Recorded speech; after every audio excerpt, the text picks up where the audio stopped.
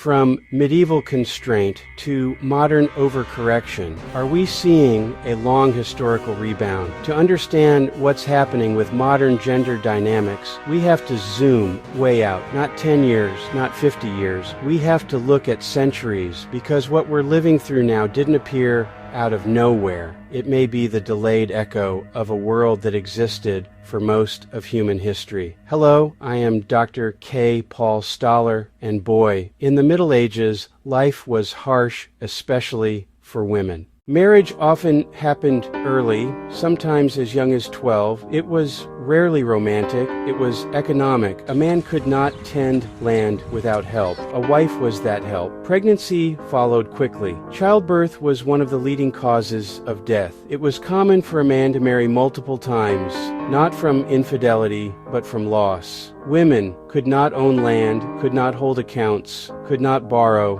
and could not operate independently. They were not second-class citizens. They were often third-class, living within narrow survival roles. This wasn't cruelty for its own sake. It was a system shaped by material necessity. When people live under hard constraints, they don't endlessly rebel. They adapt. Women historically adapted by becoming relationally strategic, securing protection and stability through family, and trading labor, fertility, and loyalty for survival. That adaptation worked within that world, but it did not prepare anyone for what came next. The 20th century didn't gently evolve these roles. It ruptured them. Within 2 or 3 generations, women gained legal autonomy, financial independence, reproductive control, educational dominance in many fields, and cultural permission to prioritize self-actualization.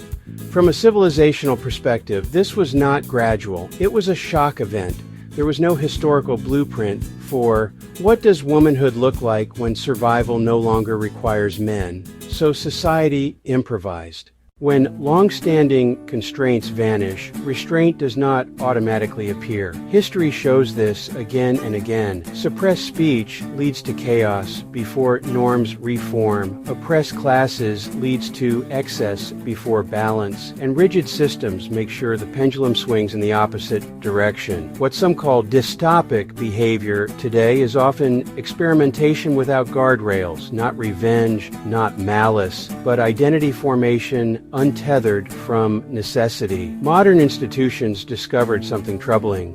It's cheaper to affirm narratives than to adjudicate truth. So feelings become facts, boundaries become oppression, accountability becomes harm, and criticism becomes violence. This isn't female nature. It's institutional cowardice combined with moral signaling. The same incentives would distort anyone. Here's the core issue. Freedom alone is not enough. Without shared meaning and responsibility, freedom collapses into narcissism, fragmentation, grievance, instability. Historically, women had too little freedom. Modern culture now offers freedom without direction.